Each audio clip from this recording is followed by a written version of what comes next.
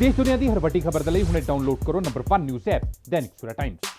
इस सरकार ਨੂੰ ਪ੍ਰਾਪਤ ਕਰਨ ਲਈ ਕੈਪਟਨ ਨੇ ਪੰਜਾਬ ਦੇ ਲੋਕਾਂ ਨਾਲ ਪੰਜਾਬ ਦੇ ਪੰਜਾਬੀਆਂ ਨਾਲ ਝੂਠ ਬੋਲਿਆ। ਕੈਪਟਨ ਸਾਹਿਬ ਹੰਕਾਰ ਨਾਲ ਭਰੇ ਪਏ ਨੇ। ਉਹਨਾਂ ਨੇ ਪ੍ਰੈਸ ਕਾਨਫਰੰਸ 'ਚ ਕਿਹਾ ਕਿ ਕੋਈ ਪਾਰਟੀ ਨਹੀਂ ਹੈਗੀ, ਕੋਈ ਵੀ ਪਕਸ਼ ਨਹੀਂ ਹੈਗਾ, ਕੁਝ ਨਹੀਂ ਹੈਗਾ। ਉਹਨਾਂ ਦਾ ਹੰਕਾਰ 2000 ਬਜਾਏ 22 'ਚ ਪੰਜਾਬ ਦੀ ਜਨਤਾ ਨੇ ਤੋੜਨਾ ਹੈ। ਜਿਹੜੀ ਗੱਲਬਾਤ ਹੈ ਮੈਨੂੰ ਇਹ ਲੱਗ ਰਿਹਾ ਤੁਸੀਂ ਬੜੇ ਆਤਮ ਵਿਸ਼ਵਾਸ ਨਾਲ ਗੱਲ ਕਰ ਰਹੇ ਹੋ, ਬੜਾ ਤੁਸੀਂ ਕੌਨਫੀਡੈਂਸ ਹੋ ਕਿ 2022 ਦੇ ਜਿਹੜੇ ਚੁਣਾਵ ਹੈ ਉਹ ਪੰਜਾਬ 'ਚ ਬੀਜੇਪੀ ਜਿੱਤੇਗੀ। ਪਰ ਮੈਂ ਦੂਜੇ ਪਾਸੇ ਇਹ ਕਹਿ ਰਿਹਾ ਹੁਣੀ ਲੋਕਲ ਬੋਡੀਜ਼ ਦੇ ਚੁਣਾਵ ਹੋਏ ਸੀ ਜਿਸ ਵਿੱਚ ਪੰਜਾਬ ਬੀਜੇਪੀ ਬਹੁਤ ਬੁਰੀ ਤਰ੍ਹਾਂ ਹਾਰੀ ਹੈ। ਮੋਦੀ ਦੀ ਸਰਕਾਰ ਵੀ ਕਿਸਾਨਾਂ ਦੇ ਪ੍ਰਤੀ ਸੰਵੇਦਨਸ਼ੀਲਤਾ ਹੀ ਹੈ ਨਾ। ਬਿਨਾਂ ਮੰਗੇ 2-2000 ਰੁਪਇਆ ਪਾਇਆ ਹੈ। ਸੰਵੇਦਨਸ਼ੀਲ ਹੈ ਤੇ ਨੀਮ ਕੋਟਡ ਯੂਰੀਆ ਦੀ ਗੱਲ ਆਈ, ਸੋਇਲ ਹੈਲਥ ਕਾਰਡ ਦੀ ਗੱਲ ਆਈ, ਫਸਲ ਬੀਮਾ ਦੀ ਗੱਲ ਆਈ। ਸੰਵੇਦਨਸ਼ੀਲਤਾ ਇਸ ਤੋਂ ਵੱਡੀ ਸੰਵੇਦਨਸ਼ੀਲਤਾ ਕੀ ਹੋ ਸਕਦੀ ਹੈ ਕਿ ਆਓ 1.5 ਸਾਲ ਦੀ ਕਾਨੂੰਨ ਜਿਹੜੇ ਆ ਅਸੀਂ ਲਾਗੂ ਨਹੀਂ ਕਰਾਂਗੇ, ਆਓ ਮਿਲ ਬੈਠਦੇ ਹਾਂ, ਜੋ ਕਿਸਾਨ ਦੇ ਕਰਨਾ ਹੈ ਉਹ ਕਰਾਂਗੇ, ਫਿਰ ਉਸ ਤੋਂ ਬਾਅਦ ਅੰਦੋਲਨ ਖਤਮ ਹੋ ਜਾਣਾ ਚਾਹੀਦਾ। ਪੰਜਾਬ ਵਿੱਚ ਮੁੱਖ ਮੰਤਰੀ ਕੈਪਟਨ ਅਮਰਿੰਦਰ ਸਿੰਘ ਦੀ ਸਰਕਾਰ ਨੂੰ 4 ਸਾਲ ਪੂਰੇ ਹੋ ਗਏ ਨੇ। ਹੁਣ ਜਿਹੜਾ 5ਵਾਂ ਸਾਲ ਹੈ ਇਹ ਇਲੈਕਸ਼ਨ ਈਅਰ ਹੈ। ਇਲੈਕਸ਼ਨ ਈਅਰ ਜਿਹੜਾ ਹੈ ਉਹ ਸ਼ੁਰੂ ਹੋ ਚੁੱਕਿਆ ਔਰ ਬੀਜੇਪੀ ਨੇ ਜਿਹੜੀ ਕਿ ਦੇਸ਼ ਦੀ ਪ੍ਰਮੁੱਖ ਪਾਰਟੀ ਇਸ ਟਾਈਮ ਬਣੀ ਹੋਈ ਹੈ, ਪੰਜਾਬ ਵਿੱਚ ਵੀ ਬੀਜੇਪੀ ਨੇ ਆਪਣੀ ਕਮਰ ਜਿਹੜੀ ਹੈ ਉਹ ਕੱਸ ਲਈ ਹੈ। ਬੀਜੇਪੀ ਨੇ ਕੋਰ ਕਮੇਟੀ ਦੀ ਮੀਟਿੰਗ ਤੋਂ ਲੈ ਕੇ ਵਰਕਿੰਗ ਕਮੇਟੀ ਦੀ ਮੀਟਿੰਗ, ਐਗਜ਼ੀਕਿਊਟਿਵ ਕਮੇਟੀ ਦੀ ਮੀਟਿੰਗ, ਸਾਰੀਆਂ ਮਤਲਬ ਕਿ ਮੀਟਿੰਗਾਂ ਦਾ ਦੌਰ ਜਿਹੜਾ ਹੈ ਉਹ ਸ਼ੁਰੂ ਹੋ ਗਿਆ ਔਰ ਆਪਣੇ ਕਾਰਜਕਰਤਾਵਾਂ ਨੂੰ ਕਹਿ ਦਿੱਤਾ ਗਿਆ ਹੈ ਕਿ ਬੀਜੇਪੀ ਦੇ ਜਿਹੜੇ ਕਾਰਜਕਰਤਾ ਹੈ ਵੀ ਅੱਜ ਤੋਂ ਹੀ ਇਲੈਕਸ਼ਨ ਦੀ ਤਿਆਰੀ ਕਰ ਲੈਣ, ਮੈਦਾਨ 'ਚ ਕੁੱਦ ਪੈਣ। ਸਾਡੇ ਨਾਲ ਅਸ਼ਵਨੀ ਸ਼ਰਮਾ ਜੀ ਹੈ ਜੋ ਕਿ ਪੰਜਾਬ ਬੀਜੇਪੀ ਦੇ ਪ੍ਰਭਾਰੀ ਨੇ, ਪ੍ਰਧਾਨ ਨੇ, ਅਧਿਕਸ਼ ਨੇ। ਉਹਨਾਂ ਨਾਲ ਗੱਲਬਾਤ ਕਰਦੇ ਹਾਂ ਵੀ ਹਾਲੇ ਤਾਂ 1 ਸਾਲ ਪਿਆ, ਸਾਲ ਪਹਿਲੇ ਤੋਂ ਇਹ ਤਿਆਰੀ ਦਾ ਕੀ ਇਹਨੂੰ ਕਿੱਦਾਂ ਦੇਖਦੇ ਹੋ ਤੁਸੀਂ? ਐਸਾ ਹੈ ਕਿ ਜਿੱਥੋਂ ਤੱਕ ਪਾਰਟੀ ਦੀ ਵਰਕਿੰਗ ਕਮੇਟੀ ਦੀ ਮੀਟਿੰਗ ਹੈ ਜਾਂ ਕੋਰ ਗਰੁੱਪ ਦੀ ਮੀਟਿੰਗ ਹੈ, ਇਹ ਬੀਜੇਪੀ ਦੇ ਸੰਗਠਨਾਤਮਕ ਕਾਰਜਕ੍ਰਮਾਂ ਦਾ ਇੱਕ ਹਿੱਸਾ ਰਹਿੰਦਾ ਹੈ। ਔਰ ਜਦੋਂ ਵੀ ਸਾਡੇ ਦੇਸ਼ ਦੀ ਰਾਸ਼ਟਰੀ ਕਾਰਜ ਸਮਿਤੀ ਹੁੰਦੀ ਹੈ ਉਸ ਤੋਂ ਬਾਅਦ ਸਟੇਟਾਂ ਦੀ ਕਾਰਜ ਸਮਿਤੀ ਔਰ ਉਸ ਤੋਂ ਬਾਅਦ ਜ਼ਿਲ੍ਹਿਆਂ ਦੀ ਔਰ ਮੰਡਲਾਂ ਦੀ ਵਰਕਿੰਗ ਕਮੇਟੀ ਕਰਨਾ ਪਾਰਟੀ ਦੇ ਸੰਗਠਨ ਚਲਾਉਣ ਦਾ ਇੱਕ ਤਰੀਕਾ ਹੈ। ਇਹਦੇ ਹੀ ਤਹਿਤ ਬੀਜੇਪੀ ਦੀ ਵਰਕਿੰਗ ਕਮੇਟੀ ਜਿਹੜੀ ਹੈ ਉਹ 2 ਦਿਵਸੀय ਵਰਕਿੰਗ ਕਮੇਟੀ ਅੱਜ ਜਿਹੜੀ ਉਹ ਸੰਪੰਨ ਹੋਈ ਹੈ ਔਰ ਜਿਹਦੇ ਅੰਦਰ ਪਾਰਟੀ ਦੇ ਪ੍ਰਕੋਸ਼ਟ ਸੈੱਲ ਔਰ ਮੋਰਚਿਆਂ ਦੇ ਅਧਿਕਸ਼ਾਂ ਨਾਲ, ਜ਼ਿਲ੍ਹਾ ਅਧਿਕਸ਼ਾਂ ਨਾਲ, ਵਰਕਿੰਗ ਕਮੇਟੀ ਦੇ ਮੈਂਬਰਾਂ ਨਾਲ ਔਰ ਪਾਰਟੀ ਦੇ ਕੋਰ ਗਰੁੱਪ ਨਾਲ ਸਾਡੇ ਰਾਸ਼ਟਰੀ ਨੇਤਰਤਵ ਸੁਦਾਨ ਸਿੰਘ ਜੀ ਜਿਹੜੇ ਉਪਾਧਿਕਸ਼ ਨੇ ਔਰ ਪਾਰਟੀ ਦੇ ਪ੍ਰਭਾਰੀ ਆਪਣਾ ਦੁਸ਼ਯੰਤ ਗੌਤਮ ਜੀ, ਨਰਿੰਦਰ ਸਿੰਘ ਜੀ ਡਾਕਟਰ ਜਿਹੜੇ ਸਹਿ ਪ੍ਰਭਾਰੀ ਨੇ, ਪੂਰਾ ਟਾਈਮ 2 ਦਿਨ ਇਹਨਾਂ ਮੀਟਿੰਗਾਂ 'ਚ ਰਹੇ ਨੇ। ਔਰ ਬੀਜੇਪੀ ਇਲੈਕਸ਼ਨ ਆ ਜਾਏ ਤੇ ਤਾਂ ਕੰਮ ਕਰਨ ਵਾਲੀ ਪਾਰਟੀ ਨਹੀਂ ਹੈ। ਬੀਜੇਪੀ ਦੀ ਆਰਗੇਨਾਈਜੇਸ਼ਨ ਹਰ ਪਲ 24 ਘੰਟੇ ਚੱਲਣ ਵਾਲੀ ਪਾਰਟੀ ਹੈ ਔਰ ਆਪਣੇ ਸੰਗਠਨਾਤਮਕ, ਰਚਨਾਤਮਕ, ਅੰਦੋਲਨਾਤਮਕ ਕਾਰਜਕ੍ਰਮਾਂ ਦੀ ਰੂਪ ਰੇਖਾ ਜਿਹੜੀ ਹੈ ਇਹਨਾਂ ਵਰਕਿੰਗ ਕਮੇਟੀ ਦੇ ਨਾਲ ਬਣਦੀ ਹੈ। ਔਰ ਕਿਉਂਕਿ ਪੰਜਾਬ ਦੇ ਅੰਦਰ ਸਾਲ ਬਾਅਦ ਵਿਧਾਨ ਸਭਾ ਦਾ ਚੁਣਾਵ ਹੈ ਤੇ ਸੁਭਾਵਿਕ ਹੈ ਕਿ ਜੇ ਸਾਲ ਬਾਅਦ ਵਿਧਾਨ ਸਭਾ ਦਾ ਚੁਣਾਵ ਹੈ ਤੇ ਉਹਦੇ ਅੰਦਰ ਚੁਣਾਵੀ ਚਰਚਾ ਹੋਣਾ, ਚੁਣਾਵ ਦੀ ਰਣਨੀਤੀ ਕੀ ਰਹਿਣੀ ਚਾਹੀਦੀ ਹੈ, ਕੀ ਮੁੱਦੇ ਹੋ ਸਕਦੇ ਹੈ, ਸੰਗਠਨ ਦੀ ਰਚਨਾ 'ਚ ਅਗਰ ਕਮੀ ਹੈ ਤਾਂ ਉਹਨੂੰ ਕਿੱਦਾਂ ਦਰੁਸਤ ਕਰਨਾ ਹੈ, ਇਹ ਸਾਰੇ ਵਿਸ਼ੇ ਸੁਭਾਵਿਕ ਰੂਪ 'ਚ ਆਏ ਨੇ ਅੱਜ ਦੀ ਬੈਠਕ 'ਚ। ਔਰ ਪਾਰਟੀ ਨੇ ਆਉਣ ਵਾਲੇ ਚੁਣਾਵਾਂ ਦੇ ਉੱਤੇ ਵੀ ਗਹਿਨ ਚਿੰਤਨ ਕੀਤਾ, ਵਿਚਾਰ ਕੀਤਾ। ਕੈਪਟਨ ਅਮਰਿੰਦਰ ਸਿੰਘ ਦੇ ਜਿਹੜੇ ਸਰਕਾਰ ਹੈ ਉਸਦੇ 4 ਸਾਲ ਪੂਰੇ ਹੋ ਗਏ ਨੇ। ਤੁਸੀਂ ਉਹਨਾਂ ਦੀ ਜਿਹੜੀ 4 ਸਾਲ ਦੀ ਜਿਹੜੀ ਵਰਕਿੰਗ ਹੈ ਉਸ ਨੂੰ ਕਿਸ ਤਰ੍ਹਾਂ ਦੇਖਦੇ ਹੋ? ਕੈਪਟਨ ਸਾਹਿਬ ਦੇ 4 ਸਾਲ ਜਿਹੜੇ ਹੈ ਝੂਠ ਦੇ, ਧੋਖੇ ਦੇ, ਫਰੇਬ ਦੇ ਆਧਾਰ ਦੇ ਨਾਲ ਬੀਤੇ ਨੇ ਕਿਉਂਕਿ ਇਸ ਸਰਕਾਰ ਦੀ ਉਤਪਤੀ ਝੂਠ ਦੇ ਆਧਾਰ 'ਤੇ ਹੋਈ ਹੈ। ਇਸ ਸਰਕਾਰ ਨੂੰ ਪ੍ਰਾਪਤ ਕਰਨ ਲਈ ਕੈਪਟਨ ਨੇ ਪੰਜਾਬ ਦੇ ਲੋਕਾਂ ਨਾਲ, ਪੰਜਾਬ ਦੇ ਪੰਜਾਬੀਆਂ ਨਾਲ ਝੂਠ ਬੋਲਿਆ। ਪਹਿਲਾਂ ਤੇ ਉਹਨਾਂ ਦੀਆਂ ਧਾਰਮਿਕ ਭਾਵਨਾਵਾਂ ਦਾ ਲਾਭ ਉਠਾਇਆ। ਪਰਮ ਪਵਿੱਤਰ ਗੁੜਕਾ ਸਾਹਿਬ ਨੂੰ ਹੱਥ 'ਚ ਫੜ ਕੇ ਨਸ਼ਾ ਮੁਕਤ ਮੈਂ ਪੰਜਾਬ ਦਿਆਂਗਾ, ਇਹ ਧਾਰਮਿਕ ਭਾਵਨਾਵਾਂ ਜਿਹੜੀਆਂ ਉਹਦਾ ਖੇਲ ਖੇਲ ਕੇ ਲੋਕਾਂ ਨੂੰ ਵਿਸ਼ਵਾਸ ਦਿਲਾਇਆ ਕਿ ਮੈਨੂੰ ਵੋਟਾਂ ਪਾ ਦਿਓ, ਮੈਂ ਨਸ਼ਾ ਮੁਕਤ ਪੰਜਾਬ ਦਿਆਂਗਾ। ਲੇਕਿਨ ਪੰਜਾਬ ਦੇ ਅੰਦਰ ਨਸ਼ਾ ਮੁਕਤ ਪੰਜਾਬ ਦੇਣ ਵਾਲੀ ਸਰਕਾਰ ਨੇ ਕਰੋਨਾ ਦੀ ਮਹਾਮਾਰੀ ਦੇ ਅੰਦਰ ਘਰ ਘਰ ਸ਼ਰਾਬ ਭੇਜਤੀ। ਜ਼ਹਿਰੀਲੀ ਸ਼ਰਾਬ ਨਾਲ 126 ਲੋਕ ਮਰ ਗਏ। ਇਹਨਾਂ ਦੇ MLA ਮੰਤਰੀ ਸ਼ਰਾਬ ਦੀਆਂ ਫੈਕਟਰੀਆਂ ਖੜੀਆਂ ਹੋ ਗਈਆਂ, ਬਲਡੋਜ਼ਰ ਨਾਲ ਖਤਮ ਵੀ ਹੋ ਗਈਆਂ। ਔਰ ਕਰੋਨਾ ਦੀ ਮਹਾਮਾਰੀ ਨੂੰ ਇਹਨਾਂ ਨੇ ਭ੍ਰਸ਼ਟਾਚਾਰ ਦਾ ਅੱਡਾ ਬਣਾ ਲਿਆ। ਪਹਿਲਾ ਵਾਅਦਾ ਇਹ ਸੀ ਉਹਨਾਂ ਦਾ, ਮੈਂ ਇਸ ਕਰਕੇ ਕਿਹਾ ਕਿ ਝੂਠ ਦੇ ਆਧਾਰ 'ਤੇ ਸਰਕਾਰ ਪ੍ਰਾਪਤ ਕੀਤੀ ਹੈ। ਦੂਸਰਾ ਸੀ ਸਾਡੀ ਸਰਕਾਰ ਬਣਾਓ, ਅਸੀਂ ਮਾਈਨਿੰਗ ਪਾਲਿਸੀ ਲੈ ਕੇ ਆਵਾਂਗੇ, ਇਲੀਗਲ ਮਾਈਨਿੰਗ ਖਤਮ ਕਰਾਂਗੇ। ਨਾ ਮਾਈਨਿੰਗ ਪਾਲਿਸੀ ਆਈ, ਔਰ ਇਲੀਗਲ ਮਾਈਨਿੰਗ ਜਿਹੜੀ ਹੈ ਉਹ ਦੜਾ ਦੜ ਬੇਸ਼ੁਮਾਰੀ ਦੇ ਨਾਲ ਚੱਲੀ ਹੈ। ਉਹ ਕਿਹਦੀ ਛਤਰਛਾਇਆ 'ਚ ਚੱਲੀ ਹੈ। ਇਹਦੇ ਨਾਲ ਨਾਲ ਤੀਸਰੀ ਗੱਲ ਉਹਨਾਂ ਨੇ ਇਹ ਕਹੀ ਸੀ ਕਿ ਮੈਂ ਘਰ ਘਰ ਨੌਕਰੀ ਦਿਆਂਗਾ। ਕਿੰਨੀਆਂ ਨੌਕਰੀਆਂ ਦਿੱਤੀਆਂ ਔਰ ਕਿਹਨਾਂ ਨੂੰ ਦਿੱਤੀਆਂ, ਇਹਦਾ ਲੇਖਾ ਜੋਖਾ ਦੇਣ 'ਚ ਸਰਕਾਰ ਫੇਲ ਹੋਈ ਹੈ। ਇਹਨਾਂ ਨੇ ਬੱਚਿਆਂ ਦੀ, ਪੜ੍ਹੇ ਲਿਖੇ ਬੱਚਿਆਂ ਦੇ ਨਾਲ ਮਜ਼ਾਕ ਕੀਤਾ। ਕਿਸੇ ਹੋਟਲ ਵਾਲੇ ਨੇ ਵੇਟਰ ਰੱਖਣਾ ਤੇ ਇਹਨਾਂ ਨੇ ਨਾ BSc ਪਾਸ ਨੂੰ ਕਹਿਤਾ ਕਿ ਤੈਨੂੰ ਮੈਨੂੰ ਜਾ ਉਹਦੇ ਕੋਲ ਨੌਕਰੀ ਲੈ ਲੈ। 35 ਲੱਖ ਲੋਕ ਬੰਦੇ ਨੇ, ਅਗਰ ਘਰ ਘਰ ਨੌਕਰੀ ਦੇਣੀ ਸੀ ਤੇ ਨੌਕਰੀ ਦੇਣਾ ਤੇ ਦੂਰ ਹੈ, ਕਿੰਨਿਆਂ ਨੂੰ ਇਹਨਾਂ ਨੇ ਬੇਰੁਜ਼ਗਾਰੀ ਭੱਤਾ ਜਿਹੜਾ 2500 ਰੁਪਏ ਦੇਣਾ ਹੀ ਦਿੱਤਾ, ਉਹ ਵੀ ਨਹੀਂ ਇਹਨਾਂ ਨੇ ਦਿੱਤਾ। ਸਮਾਰਟਫੋਨ ਕਿੰਨਿਆਂ ਨੂੰ ਦਿੱਤੇ, ਉਹ ਵੀ ਨਹੀਂ ਦਿੱਤੇ। ਇਹ ਸਰਕਾਰ ਨੇ ਕਿਸਾਨਾਂ ਨਾਲ ਵੀ ਧੋਖਾ ਕੀਤਾ। ਪੂਰਨ ਰਿਣ ਮਾਫ ਦੀ ਗੱਲ ਕੀਤੀ, 90,000 ਕਰੋੜ ਰੁਪਏ ਦੇ ਰਿਣ ਦੀ ਮਾਫ ਕੀਤੀ। ਹੁਣ ਤੱਕ ਕਿੰਨੇ ਕਰੋੜ ਰਿਣ ਮਾਫ ਹੋਇਆ, ਕਿੰਨੇ ਕਿਸਾਨਾਂ ਦਾ ਹੋਇਆ? ਜੇ ਰਿਣ ਮਾਫ ਹੋ ਗਿਆ ਤੇ ਆਤਮ ਹੱਤਿਆ ਕਿਉਂ ਨਹੀਂ ਰੁਕੀਆਂ? ਇਸ ਕਰਕੇ ਇਹ ਸਰਕਾਰ ਪੂਰੀ ਤਰ੍ਹਾਂ ਨਾਲ ਝੂਠ ਦੇ ਆਧਾਰ ਦੇ ਉੱਤੇ ਭਰਮ ਫੈਲਾ ਕੇ ਲੋਕਾਂ ਦੇ ਅੰਦਰ ਇਹਨਾਂ ਨੇ ਪ੍ਰਾਪਤ ਕੀਤੀ ਸੀ। ਔਰ ਇਹਨਾਂ ਨੇ ਦਲਿਤ ਬੱਚਿਆਂ ਤੱਕ ਨੂੰ ਨਹੀਂ ਬਖਸ਼ਿਆ। ਦਲਿਤ ਬੱਚਿਆਂ ਦਾ ਵਜੀਫਾ ਖਾ ਗਏ ਔਰ ਮੁੱਖ ਮੰਤਰੀ ਉਹਨੂੰ ਬਚਾ ਰਿਹਾ। ਧਰਮਸੋਤ ਦੇ ਉੱਤੇ CBI ਇਨਕੁਆਇਰੀ ਹੋਣੀ ਚਾਹੀਦੀ ਸੀ। ਸਾਰੀਆਂ ਪੋਲੀਟੀਕਲ ਪਾਰਟੀਆਂ ਨੇ ਵੀ, ਭਾਰਤੀ ਜਨਤਾ ਪਾਰਟੀ ਨੇ ਐਜੀਟੇਸ਼ਨ ਵੀ ਕੀਤੀ ਉਹਦੇ ਲਈ। ਕੀ ਕਾਰਨ ਹੈ? ਅਗਰ ਇਹ ਸਾਫ ਸੁਥਰੇ ਨੇ ਤੇ ਕਿਉਂ ਨਹੀਂ ਕਰਵਾਈ? ਇਸ ਕਰਕੇ ਇਸ ਸਰਕਾਰ ਦਾ ਆਧਾਰ ਝੂਠ ਸੀ। ਕੈਪਟਨ ਸਾਹਿਬ ਹੰਕਾਰ ਨਾਲ ਭਰੇ ਪਏ ਨੇ। ਉਹਨਾਂ ਨੇ ਪ੍ਰੈਸ ਕਾਨਫਰੰਸ 'ਚ ਕਿਹਾ ਕਿ ਕੋਈ ਪਾਰਟੀ ਨਹੀਂ ਹੈਗੀ, ਕੋਈ ਵੀ ਪਕਸ਼ ਨਹੀਂ ਹੈਗਾ, ਕੁਛ ਨਹੀਂ ਹੈਗਾ। ਉਹਨਾਂ ਦਾ ਹੰਕਾਰ 2022 'ਚ ਪੰਜਾਬ ਦੀ ਜਨਤਾ ਨੇ ਤੋੜਨਾ ਹੈ ਔਰ ਉਹ ਟੁੱਟੇਗਾ। ਉਹ ਹੰਕਾਰੀ ਹੋ ਗਏ ਨੇ। ਹੰਕਾਰ ਉਹਨਾਂ ਦਾ ਬੋਲ ਰਿਹਾ ਕਿ ਮੇਰਾ ਕੋਈ ਮੁਕਾਬਲਾ ਨਹੀਂ, ਕੋਈ ਪੋਲੀਟੀਕਲ ਪਾਰਟੀ ਨਹੀਂ, ਮੈਂ ਹੀ ਮੈਂ ਆ। ਆ ਲੈਣ ਦਿਓ। ਹੰਕਾਰ ਤਾਂ ਕਿਸੇ ਦਾ ਵੀ ਨਹੀਂ ਬਚਦਾ ਹੁੰਦਾ। ਔਰ ਪੰਜਾਬੀ ਨੂੰ ਆਦਤ ਹੈ ਕਿ ਜਦੋਂ ਵੋਟਾਂ ਪੈਣ ਦੀ ਵਾਰੀ ਆਣੀ ਹੈ ਨਾ, ਲੋਕਾਂ ਨੇ ਇਹ ਸਾਰੇ ਜਿਹੜੇ ਵਾਅਦੇ ਇਹਨਾਂ ਨੇ ਕਰਕੇ ਸਰਕਾਰ ਪ੍ਰਾਪਤ ਕੀਤੀ ਹੈ ਉਹਨੂੰ ਕਸੌਟੀ 'ਤੇ ਉਤਾਰਨਾ। ਔਰ ਪੰਜਾਬ ਦੀ ਜਨਤਾ ਇਹਦੇ ਲਈ ਜਾਣੀ ਗਈ ਹੈ ਕਿ ਉਹ ਆਪਣਾ ਮੌਕੇ 'ਤੇ ਜਵਾਬ ਦਿੰਦੀ ਹੈ ਕਿ ਹੁਣ ਇਸ ਸਰਕਾਰ ਦਾ ਕੀ ਕਰਨਾ। ਅਸ਼ੀਮ ਸ਼ਰਮਾ ਜੀ, ਜਿਹੜੀ ਗੱਲਬਾਤ ਹੈ ਮੈਨੂੰ ਇਹ ਲੱਗ ਰਿਹਾ ਤੁਸੀਂ ਬੜੇ ਆਤਮ ਵਿਸ਼ਵਾਸ ਨਾਲ ਗੱਲ ਕਰ ਰਹੇ ਹੋ, ਬੜਾ ਤੁਸੀਂ ਕੌਨਫੀਡੈਂਸ ਹੋ ਕਿ 2022 ਦੇ ਜਿਹੜੇ ਚੁਣਾਵ ਹੈ ਉਹ ਪੰਜਾਬ 'ਚ BJP ਜਿੱਤੇਗੀ। ਪਰ ਮੈਂ ਦੂਜੇ ਪਾਸੇ ਇਹ ਕਹਿ ਰਿਹਾ, ਹੁਣੀ ਲੋਕਲ ਬੋਡੀਜ਼ ਦੇ ਚੁਣਾਵ ਹੋਏ ਸੀ ਜਿਸ ਵਿੱਚ ਪੰਜਾਬ BJP ਬਹੁਤ ਬੁਰੀ ਤਰ੍ਹਾਂ ਹਾਰੀ ਹੈ। ਤੇ ਇੱਕ ਸਾਲ 'ਚ ਇਹ ਕੀ ਕਰ ਦੋਗੇ? ਇੱਕ ਸਾਲ 'ਚ ਕਿਸ ਤਰ੍ਹਾਂ ਜਿਹੜੀ ਹਾਰ ਹੈ ਇੰਨੀ ਬੁਰੀ ਤਰ੍ਹਾਂ, ਉਹਨੂੰ ਕਿਸ ਤਰ੍ਹਾਂ ਜਿੱਤ 'ਚ ਤੁਸੀਂ ਤਬਦੀਲ ਕਰ ਪਾਓਗੇ? ਐਸਾ ਹੈ ਕਿ ਪੰਜਾਬ 'ਚ BJP ਨਹੀਂ ਹਾਰੀ, ਪੰਜਾਬ 'ਚ ਲੋਕਤੰਤਰ ਹਾਰਿਆ। ਨਗਰ ਪਾਲਿਕਾ ਨਗਰ ਨਿਗਮ ਦੇ ਚੁਣਾਵ ਨੂੰ ਕਾਂਗਰਸ ਨੇ ਲੁੱਟਿਆ, ਜਿੱਤਿਆ ਨਹੀਂ। ਪੁਲਿਸ ਪ੍ਰਸ਼ਾਸਨ ਤੋਂ ਲੈ ਕੇ ਲੋਕਤੰਤਰ ਦੀ ਹੱਤਿਆ ਇਹਨਾਂ ਦੁਆਰਾ ਹੋਈ ਹੈ। ਔਰ ਜੈਲੀ ਵੋਟਾਂ ਤੋਂ ਲੈ ਕੇ ਰਿਜ਼ਲਟ ਬਦਲਣ ਤੱਕ ਦੇ ਕਈ ਮਾਮਲੇ ਆਏ ਨੇ।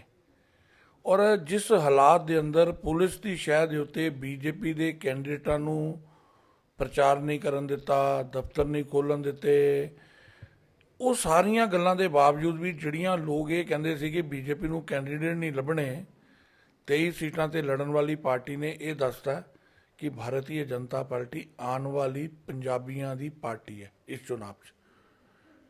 ਉਹ ਇੱਥੇ ਸਿਰਫ ਜਿੱਤਿਆ ਜਿਹੜਾ ਹੈ ਕਾਂਗਰਸ ਨਹੀਂ ਜਿੱਤੀ, ਉਹਨ ਕਾਂਗਰਸ ਨੇ ਚੁਣਾਵ ਨੂੰ ਲੁੱਟਿਆ, ਲੋਕਤੰਤਰ ਦੀ ਹਾਰ ਹੋਈ ਹੈ। ਇਸ ਕਰਕੇ ਇਹਨਾਂ ਚੁਣਾਵਾਂ ਨੂੰ 22 ਦਾ ਨਾਲ ਇਹਦਾ ਸਮੀਖਿਆ ਨਹੀਂ ਕੀਤੀ ਜਾ ਸਕਦੀ।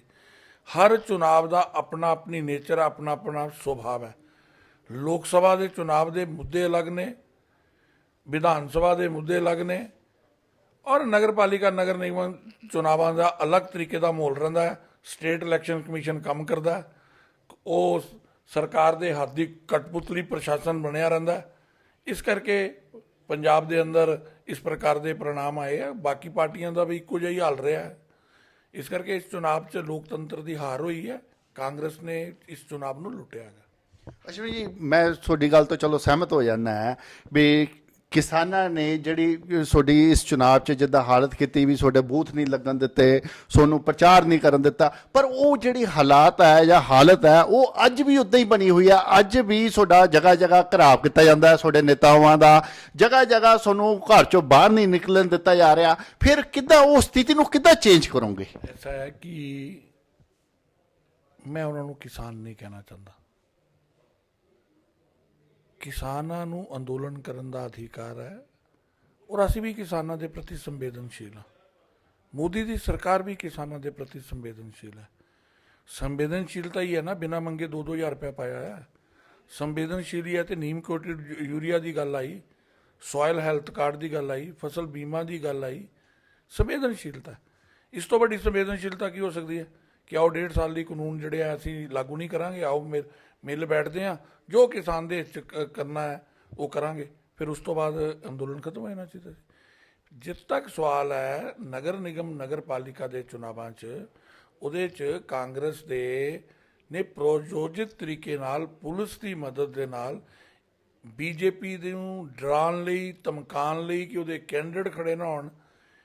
ਸਰਕਾਰਾਂ ਦੀਆਂ ਜ਼ਿੰਮੇਵਾਰੀਆਂ ਹੁੰਦੀਆਂ ਹੈ ਕਿ ਜੇ ਚੁਣਾਵ ਰੱਖਣ ਦਾ ਚਾਅ ਸੀ ਤੇ ਚੁਣਾਵ ਦਾ ਵਾਤਾਵਰਨ ਪੈਦਾ ਕਰਨਾ।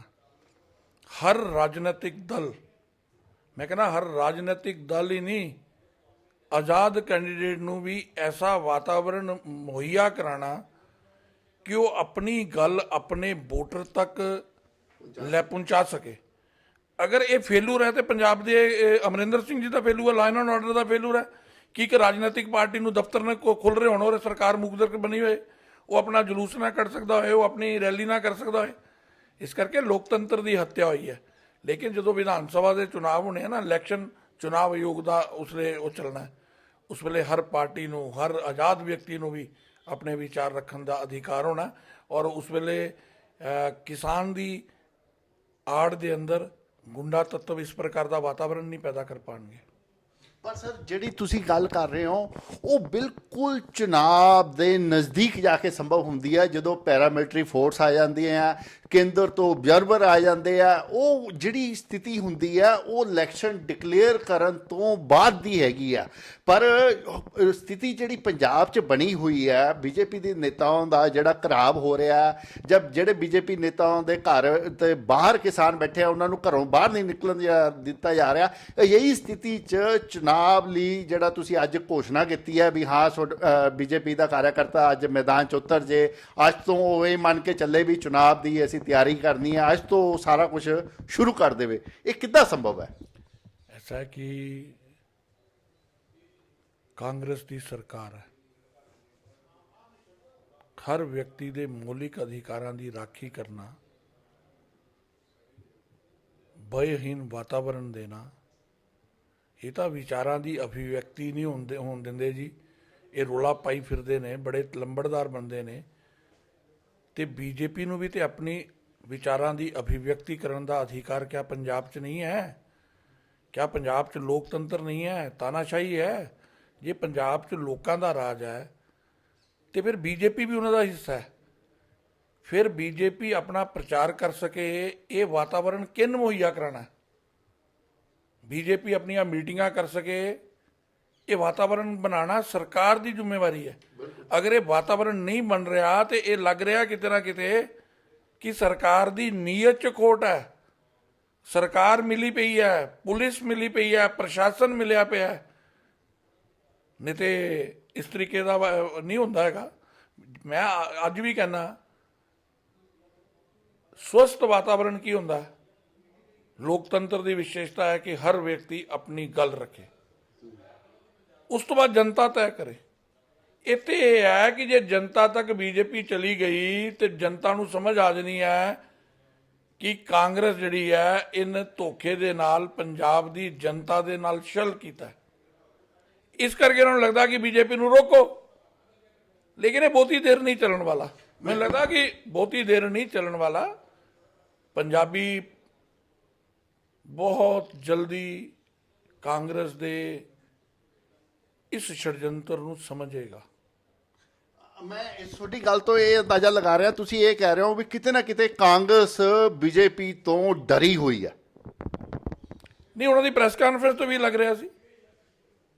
ਹੰਕਾਰ ਕਦੋਂ ਪੈਦਾ ਹੁੰਦਾ? ਜਦੋਂ ਭਏ ਹੁੰਦਾ, ਜਦੋਂ ਵਿਸ਼ਵਾਸ ਹੁੰਦਾ ਨਾ ਤੇ ਬੰਦਾ ਨੀਵਾਂ ਹੋ ਜਾਂਦਾ, ਉਹ ਸਹਿਜ ਹੋ ਜਾਂਦਾ, ਸਰਲ ਹੋ ਜਾਂਦਾ, ਔਰ ਉਹ ਉਸ ਵੇਲੇ ਐਸੇ ਸ਼ਬਦਾਂ ਦਾ ਪ੍ਰਯੋਗ ਨਹੀਂ ਕਰਦਾ ਜਿਹਦੀ ਸ਼ੁਰੂਆਤ ਉਹਨੇ ਕੀਤੀ ਹੈ ਕਿ ਅੱਜ ਮੇਰਾ ਮੁਕਾਬਲਾ ਹੀ ਕੋਈ ਨਹੀਂ, ਪੰਜਾਬ 'ਚ ਕੋਈ ਪੋਲੀਟੀਕਲ ਪਾਰਟੀ ਨਹੀਂ ਬਚੀ। ਇਸ ਕਰਕੇ ਇਹ ਭਏ ਦੇ ਕਾਰਨ ਬੋਲਿਆ ਜਾ ਰਿਹਾ ਹੈ। ਉਹਨਾਂ ਨੂੰ ਵੀ ਵਿਸ਼ਵਾਸ ਹੈਗਾ ਨਹੀਂ ਹੈਗਾ ਆਪਣੇ ਆਪ ਦੇ ਉੱਤੇ, ਉਹਨਾਂ ਨੂੰ ਵੀ ਲੱਗਦਾ ਹੈ ਕਿ ਬਿਸਤਰਾ ਗੋਲ ਹੋਣ ਵਾਲਾ। ਜਿਹੜੀ ਝੂਠ ਦੀ ਕਾਠ ਦੀ ਹਾਂਡੀ ਹੈ ਉਹ ਬਹੁਤੀ ਦੇਰ ਨਹੀਂ ਚੱਲਣ ਵਾਲੀ, ਔਰ ਬਹੁਤੀ ਦੇਰ ਝੂਠ ਬੋਲ ਬੋਲ ਕੇ ਸੱਚ ਨੂੰ ਛੁਪਾਇਆ ਵੀ ਨਹੀਂ ਜਾ ਸਕਦਾ। ਇਹ ਵੀ ਗੱਲ ਪੱਕੀ ਹੈ। ਸ਼ਰਮਾ ਜੀ, ਮੇਰਾ ਇੱਕ ਲਾਸਟ ਕੁਐਸਚਨ ਹੈ। ਮੈਨੂੰ ਗੱਲ ਸਮਝ ਨਹੀਂ ਆ ਰਹੀ ਵੀ ਇੰਨਾ ਤੁਹਾਡੇ 'ਚ ਆਤਮ ਵਿਸ਼ਵਾਸ ਹੈ, ਔਰ ਪਹਿਲੀ ਵਾਰ ਪੰਜਾਬ 'ਚ ਬੀਜੇਪੀ ਪਹਿਲੀ ਵਾਰ 147 ਸੀਟਾਂ ਤੇ ਲੜਨ ਜਾ ਰਹੀ ਆ, 117 ਸੀਟਾਂ ਤੇ ਲੜਨ ਜਾ ਰਹੀ ਆ, ਔਰ ਇੰਨਾ ਆਤਮ ਵਿਸ਼ਵਾਸ ਹੈ। ਇਹ ਮੈਨੂੰ ਗੱਲ ਨਹੀਂ ਸਮਝ ਆ ਰਹੀ ਵੀ ਇਸ ਦੇ ਪਿੱਛੇ ਕੀ ਆਧਾਰ ਕੀ ਹੈ ਵੀ ਜਿਹੜਾ ਇੰਨਾ ਤੁਸੀਂ ਆਤਮ ਵਿਸ਼ਵਾਸ ਲੈ ਕੇ ਚੱਲ ਰਹੇ ਹੋ। ਵੀ ਤੁਸੀਂ ਇਹ ਵੀ ਕਹਿਤਾ ਵੀ ਕੈਪਟਨ ਅਮਰਿੰਦਰ ਦੀ ਜਿਹੜੀ ਸਰਕਾਰ ਆ ਉਹ ਇਸ ਟਾਈਮ ਬੀਜੇਪੀ ਤੋਂ ਡਰੀ ਹੋਈ ਆ, ਇਸੇ ਕਰਕੇ ਤੁਹਾਨੂੰ ਬਾਹਰ ਨਹੀਂ ਨਿਕਲਣ ਦਿੱਤਾ ਜਾ ਰਿਹਾ, ਇਸੇ ਕਰਕੇ ਤੁਹਾਨੂੰ ਪ੍ਰਚਾਰ ਨਹੀਂ ਕਰਨ ਦਿੱਤਾ ਜਾ ਰਿਹਾ। ਮੈਂ ਇਹ ਗੱਲ ਕਹੀ ਹੈ ਕਿ ਕੈਪਟਨ ਦੀ ਸਰਕਾਰ ਭਏ 'ਚ ਹੈ। ਅਗਰ ਭਏ ਨਾ ਹੋਏ ਤੇ ਫਿਰ ਉਹ ਇਸ ਤਰੀਕੇ ਦੇ ਹੰਕਾਰੀ ਬਿਆਨ ਨਾ ਦੇਣ। ਰਾਜਨੀਤੀ ਦੇ ਅੰਦਰ ਵਿਪਕਸ਼ ਦੀ ਵੀ ਕਦਰ ਹੁੰਦੀ ਹੈ, ਲੇਕਿਨ ਉਹ ਆਪਣੀਆਂ ਇਹਨਾਂ ਮਰਿਆਦਾ ਤੋਂ ਅੱਗੇ ਵੱਧ ਕੇ ਹੰਕਾਰ ਦੱਸ ਰਹੇ ਨੇ ਕਿ ਮੇਰਾ ਕੋਈ ਮੁਕਾਬਲਾ ਹੀ ਨਹੀਂ ਹੈਗਾ। ਜਿੱਥੇ ਤੱਕ ਮੇਰਾ ਹੀ ਵਿਸ਼ਵਾਸ ਦਾ ਕਾਰਨ ਹੈ, ਮੇਰੇ ਵਿਸ਼ਵਾਸ ਦਾ ਕਾਰਨ ਮੇਰਾ ਕੈਡਰ ਹੈ।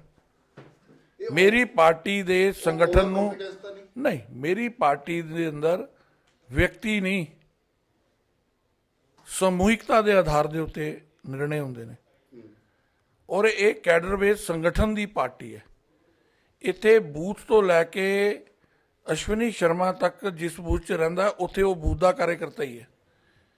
ਇੱਥੇ ਜਿਹੜਾ ਪਦ ਨੇ ਇਹ ਜ਼ਿੰਮੇਵਾਰੀ ਹੈ, ਇਹ ਕੋਈ ਮਜ਼ਾ ਲੈਣ ਵਾਲਾ ਪਦ ਨਹੀਂ ਹੁੰਦੇ ਕਿ ਪ੍ਰਧਾਨ ਹੈ ਤੇ ਉਹਨੂੰ ਤਾਜ ਲੱਗ ਗਿਆ। ਪ੍ਰਧਾਨ ਦਾ ਮਤਲਬ ਜ਼ਿਆਦਾ ਕੰਮ ਕਰਨਾ। ਮੈਂ ਉਹਨਾਂ ਕਾਰਜਕਰਤਾ ਦੇ ਸਮਰਪਣ ਦੇ, ਤਿਆਗ ਦੇ ਦਮ ਦੇ ਉੱਤੇ ਇਹ ਗੱਲ ਕਹਿ ਰਿਹਾ ਜਿਹੜੇ ਕਮਲ ਦਾ ਨਿਸ਼ਾਨ ਦੇ ਲਈ ਸਮਰਪਿਤ ਨੇ, ਔਰ ਮੈਂ ਪੰਜਾਬੀਆਂ ਦੇ ਸੁਭਾਅ ਨੂੰ ਵੀ ਜਾਣਨਾ। ਮੈਂ ਪੰਜਾਬ ਦੇ ਪੰਜਾਬੀ ਵੋਟਰਾਂ ਦੇ ਦਮ ਤੇ ਇਹ ਗੱਲ ਕਹਿ ਰਿਹਾ ਕਿ ਉਹ ਅਮਰਿੰਦਰ ਨੂੰ ਕਿਉਂ ਵੋਟਾਂ ਪਾਣਗੇ।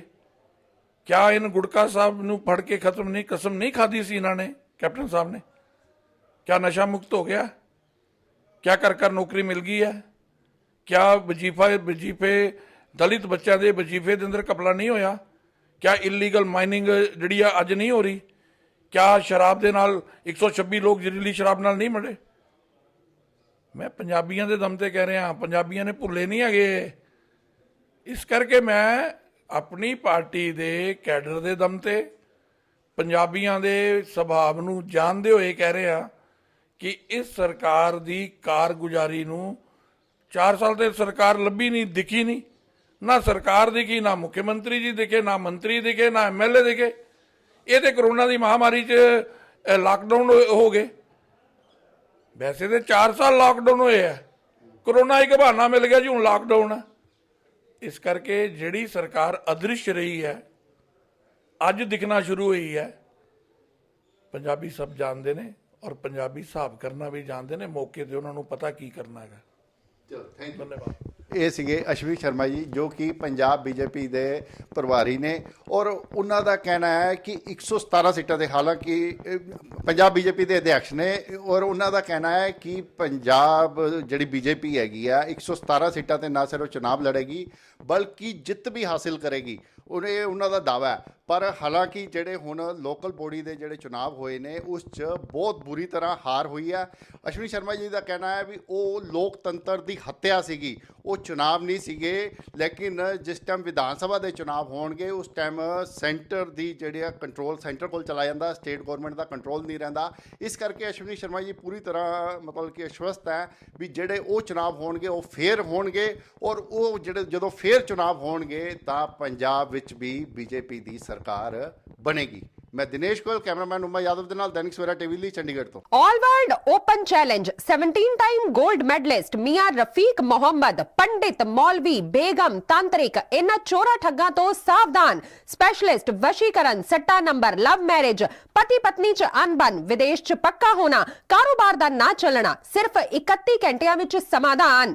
फ्री फ्री फ्री मियां रफीक मोहम्मद। मोबाइल 84 374 94 647 84 374 94 648। पंडित राधे शर्मा, चमत्कार हुंदे वेखो अपनी अखां दे सामने। 24 घंटे विच पाओ हर परेशानी दा हल। मुसलमानी, रूहानी ते काले इलम दे बादशाह, मेरे कीते नु मेरे तो इलावा कोई कट नहीं सकदा। मोड़ी वशीकरण करवाओ, मनचाहा प्यार पाओ, लव मैरिज, सौतन दुश्मन तो छुटकारा, तलाक केस, जमीनी झगड़ा, नौकरी, कारोबार च रुकावट, विदेश यात्रा, लॉटरी तो धन मिलेगा जां नहीं, सच्चाई जानो। लॉटरी नंबर पाओ 649 होवे जां लोटो मैक्स, तुहाडी हर गल 100% गुप्त रखी जावेगी। प्यार विच धोखा खाए प्रेमी प्रेमिका एक बार जरूर मिलो, मैं तुहाडा प्यार टुटन नहीं देवांगा। मोबाइल 98 768 045 80 85 588 38 617।